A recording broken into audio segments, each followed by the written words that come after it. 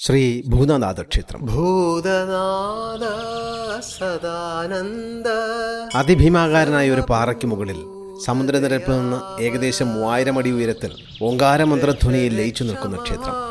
വന്യമായ കാഴ്ചകൾക്കൊപ്പം ഭക്തിയുടെ ശാന്തമായ അനുഭൂതിയും സമ്മാനിക്കുന്ന ഈ ക്ഷേത്രം ഇങ്ങ് നമ്മുടെ കൊല്ലം ജില്ലയിലാണ്. ഭക്തി നിറഞ്ഞൊരു പുലർകാലമോ സായന്തനമോ രണ്ടിലേതായാലും ഉദയാസ്തമയ സൂര്യൻ്റെ തേജസ് ഇങ്ങനെ ഉള്ളിൽ ഏറ്റുവാങ്ങി 3000 അടി ഉയരത്തു നിന്ന് 70 കിലോമീറ്റർ ചുറ്റളവിലുള്ള ഭൂപ്രദേശത്തിൻ്റെ കാഴ്ചകളും കണ്ട്, നല്ല തെളിമാനമാണെങ്കിൽ അറബിക്കടലിൻ്റെ തിരയിളക്കങ്ങളും കണ്ട് പടിയിറങ്ങുമ്പോൾ ഒരു വൈബുണ്ടല്ലോ എൻ്റെ അയ്യപ്പ, അത് പറഞ്ഞറിയിക്കാൻ കഴിയില്ല, അനുഭവിക്കുക തന്നെ വേണം. ഒരിക്കൽ പോയാൽ വീണ്ടും വീണ്ടും നമ്മളെ തിരികെ എത്തിക്കുന്ന ഈ ശ്രീ ഭൂതനാഥ ക്ഷേത്രത്തിലേക്കുള്ള വഴി കൊല്ലം ജില്ലയിലെ കൊട്ടാരക്കരയിൽ നിന്നും പുത്തൂർ പോകുന്ന വഴിയിൽ 6 കിലോമീറ്റർ എത്തുമ്പോൾ മനക്കരക്കാവ് എന്ന കവലയിൽ എത്തിച്ചേരും. കവലയിൽ നിന്നും ഇടത്തേക്ക് തിരിഞ്ഞ് 1 കിലോമീറ്റർ സഞ്ചരിച്ചു കഴിഞ്ഞാൽ ശ്രീഭൂതനാഥസ്വാമി ക്ഷേത്ര കവാടത്തിൽ എത്തിച്ചേരാം. ശ്രീഭൂതൻ എന്നാൽ ഭൂമിയുടെ അധിപൻ, ഭൂമിയുടെ നാഥൻ. ഭൂമിനാഥനായ പൂർണ്ണ പുഷ്കല സമേതനായ ശാസ്താവിനാണ് ക്ഷേത്രം സമർപ്പിച്ചിരിക്കുന്നത്. അയ്യപ്പനും പാർവതീ സമേതനായ മഹാദേവനും തുല്യ പ്രാധാന്യമുള്ള പ്രതിഷ്ഠകളാണ് ഇവിടെയുള്ളത്. പുരാതന കാലം മുതൽ തന്നെ നിബിഡ വനമായിരുന്ന ഇവിടെ ശിലാരൂപത്തിലുള്ള ഭഗവാനെ ആരാധിച്ചിരുന്നു. അക്കാലങ്ങളിൽ ഈ മലമുകളിൽ ക്ഷേത്രമായിട്ടൊന്നും ഉണ്ടായിരുന്നില്ല. പാറമുകളിൽ ശിലാരൂപത്തിലുള്ള ഭഗവാനെ പ്രദേശവാസികൾ ആരാധിച്ചു വന്നിരുന്നു.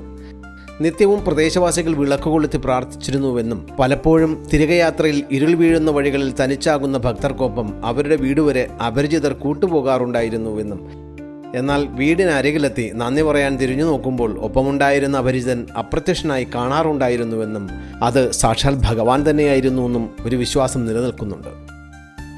കാലക്രമത്തിൽ ആരാധനയ്ക്ക് ഭംഗം വന്നെങ്കിലും നാട്ടിലുണ്ടായ അനിഷ്ടങ്ങളെ തുടർന്ന് നാട്ടുകാർ ഒത്തുകൂടി കാട്ടുവഴികൾ വെട്ടിത്തെളിച്ച് ഉമാമഹേശ്വരന്മാരെ കൽവിളക്കുകളിൽ ആവാഹിച്ച് ആരാധന നടത്തി. പിന്നീട് ശ്രീഭൂതനാഥസ്വാമി ട്രസ്റ്റ് രൂപീകരിച്ച് മലമുകളിൽ ഉമാമഹേശ്വര ക്ഷേത്രവും ശ്രീഭൂതനാഥ ക്ഷേത്രവും നിർമ്മിച്ചു. ഭക്തർ ആദ്യം തൊഴുതു പ്രാർത്ഥിക്കേണ്ടത് മൂലസ്ഥാനത്താണ്. താഴെ മെയിൻ റോഡിൽ വാഹനം നിർത്തിയിട്ട് മുകളിലോട്ട് പോകാൻ ഏകദേശം 329 പടിക്കെട്ടുകൾ കയറണം. മുതിർന്നവർക്ക് അതിന് കഴിയില്ലെങ്കിൽ പ്രധാന കവാടമെത്തുന്നതിന് അല്പം മുമ്പ് ഇടത്തേക്ക് ഒരു റോഡ് പോകുന്നുണ്ട്. കാട്ടുപാതയെന്ന് പറയാൻ കഴിയില്ലെങ്കിലും അങ്ങനെ ഒരു പാത. അല്പം മോശപ്പെട്ട പാതയാണെങ്കിലും കാറും ബൈക്കും ഒക്കെ പോകും. അതിലൂടെ ക്ഷേത്രത്തിൻ്റെ മുന്നിൽ വരെ പോകാം. അവിടെ നിന്നായാൽ കുറച്ച് പടികൾ കയറിയാൽ മതി. പക്ഷേ റോഡ് അല്പം മോശമാണ്. മുകളിലേക്കുള്ള പടികൾ കോൺക്രീറ്റിൽ നിർമ്മിച്ച ബീമുകളാണ് താങ്ങി നിർത്തുന്നത്. താഴെ നിന്ന് നോക്കിയാൽ വളരെ മനോഹരമായ കാഴ്ചയാണിത്. ശ്രീകോവിലിൽ ശാസ്താവും തൊട്ടരികിലായി ശിവപാർവതിമാർ മേൽക്കൂരയില്ലാത്ത കോവിൽ പീഠത്തിലും ഭക്തർക്ക് അനുഗ്രഹമേകി വിരാജിക്കുന്നു. കൂടാതെ ഗണപതി, മുരുകൻ എന്നിവർക്കും പ്രത്യേക ക്ഷേത്രങ്ങളുണ്ട്. ക്ഷേത്രത്തിലെ പ്രധാന ആകർഷണം മൂലസ്ഥാനവും ദേവസ്ഥാനത്തു നിന്നുള്ള അതീവ ഹൃദ്യമായ ദൂരക്കാഴ്ചയുമാണ്. പ്രധാന വഴിപാട് ആഗ്രഹ സാഫല്യത്തിനായുള്ള മണികെട്ട് നേർച്ചയാണ്. ശ്രീ ഭൂതനാഥസ്വാമിയുടെ ആജ്ഞയെ സർവദാ പാലിക്കുന്ന ശക്തിസ്വരൂപനാണ് നന്ദികേശൻ. ഭക്തജനങ്ങൾ തിരുനടയിലെത്തി മണി കെട്ടുന്നത് യഥാർത്ഥത്തിൽ നന്ദികേശ സ്വാമിക്കാണ്. മണിയുടെ നാവ് മന്ത്രിക്കുന്നത് പ്രണവമുഖരിതമായ ഓങ്കാരനാഥമാണ്. തിരുനടയിലെത്തി പേരും നാളും പറഞ്ഞ് രസീതെടുത്ത് മഹാദേവന്റെ പീഠത്തിൽ വച്ച് പൂജിച്ചു നൽകുന്ന മണി 3 വലം വച്ച് അത് കെട്ടി കരിക്കുടച്ച് പ്രാർത്ഥിക്കുമ്പോൾ മഹാദേവന്റെ അത്ഭുതാവഹമായ വരപ്രസാദം ഭക്തന് അഭിലാഷസിദ്ധിക്കുള്ള അനുഗ്രഹമായി തീരുന്നു. മണി കെട്ടുന്ന ദിവസം നേരത്തെ എത്തി തിരുസന്നിധിയിലിരുന്ന് പ്രാർത്ഥിക്കുന്നതും ഫലപ്രാപ്തിക്ക് മാറ്റുകൂട്ടുന്നു. ശനിദോഷ നിവാരണത്തിനും ശ്രീഭൂതനാഥ ഭജനം തന്നെ ശ്രേഷ്ഠം.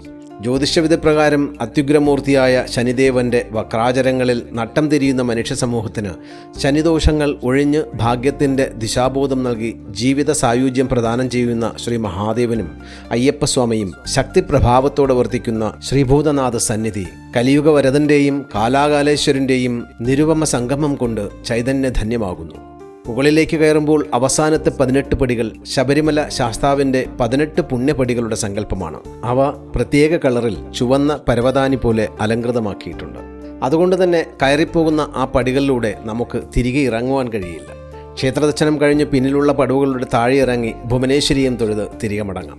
മന്ത്രയെ കേൾക്കുന്നവർ കഴിയുമെങ്കിൽ ഒരിക്കലെങ്കിലും ഈ പുണ്യക്ഷേത്രത്തിൽ പോകണം.